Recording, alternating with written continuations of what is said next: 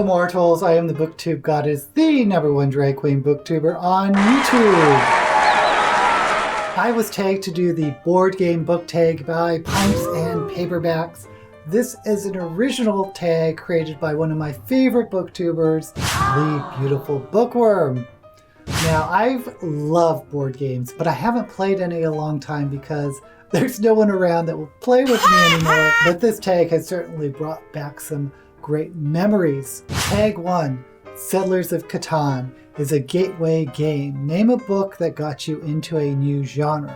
Thinking about this, the genre that I'm thinking about is steampunk, because I had tried steampunk before, but I really wasn't into it. I liked the aesthetic, like seeing cosplayers in steampunk costumes. But when it came to books, I did not find any that I liked until GAIL CARRIGER's SOULLESS book. It is a steampunk novel which has vampires and werewolves and soulless. But you have to pick up the book to find out what a soulless is. But I really love that book, and it has become one of my favorites. Prompt 2, Balderdash is a game of ridiculously silly facts, words, and ideas.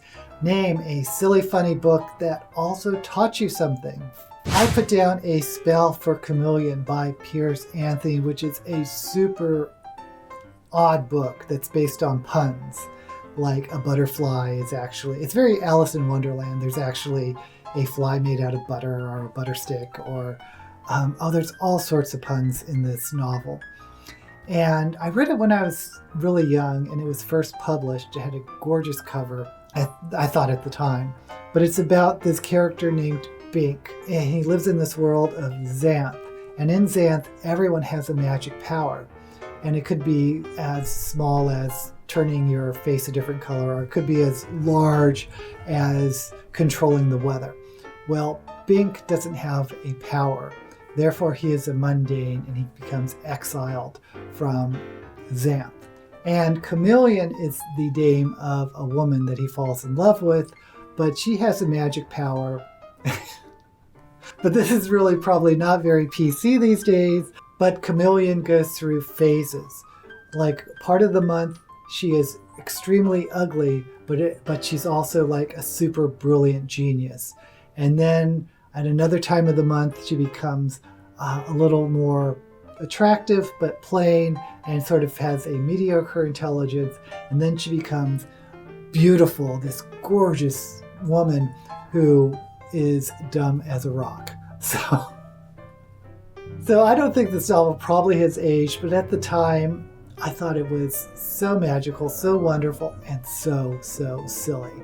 Next prompt, Smallworld. It's a small world after all. Smallworld is a game in which multiple armies are battling it out for control of the board.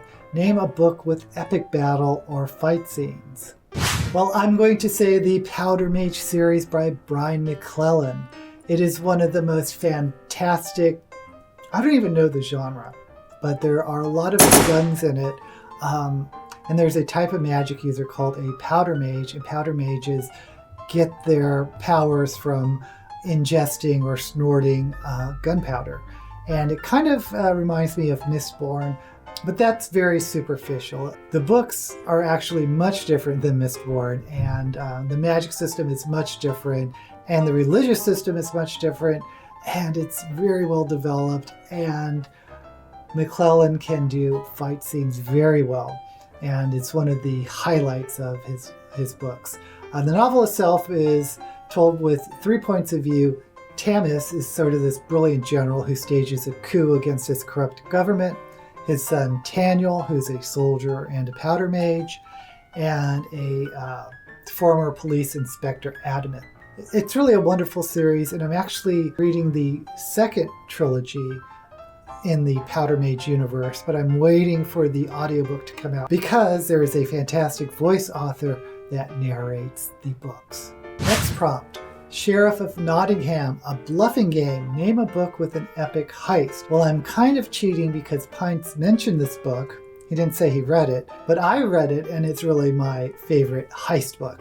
The Lives of Locke Lamora, The Gentleman Bastard books by Scott Lynch. And it's about Locke Lamora, the main character, and Jean, his best friend, sidekick, whatever. And they're sort of the brains and the bronze. Locke is the brains, Jean is the bronze, and this is so well written. I like it better than Six of Crows, which is also another heist book. But if you're into fantasy, The Lies of Locke Lamora is definitely one of the must-read books in this genre. Next prompt. Monopoly is a property trading game that involves buying and selling properties, paying rent, and trying to send everyone else to bankruptcy. Name a book that most resembles your real life. Maybe the main character shares your profession, or maybe it takes place in your hometown.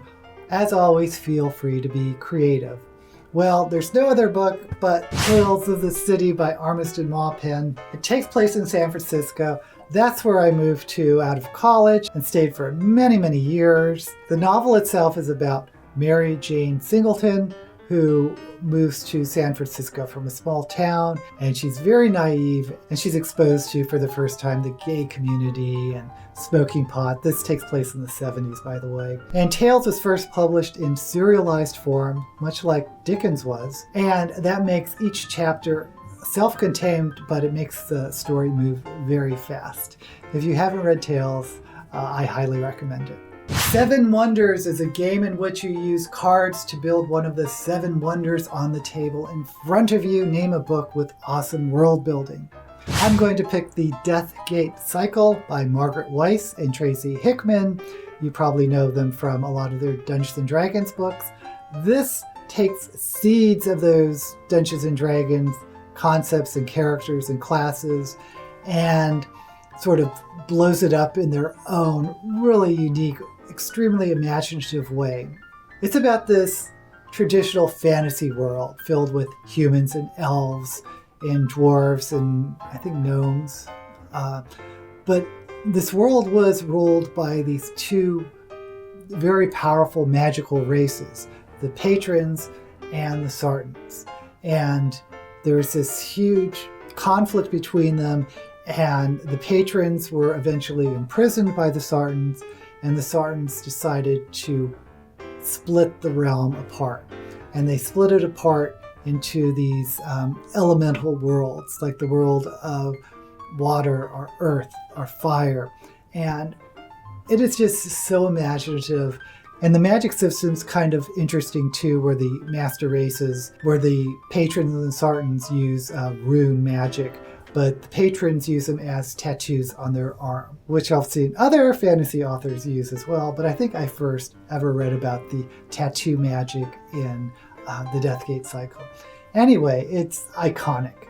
Check out the Death Gate Cycle.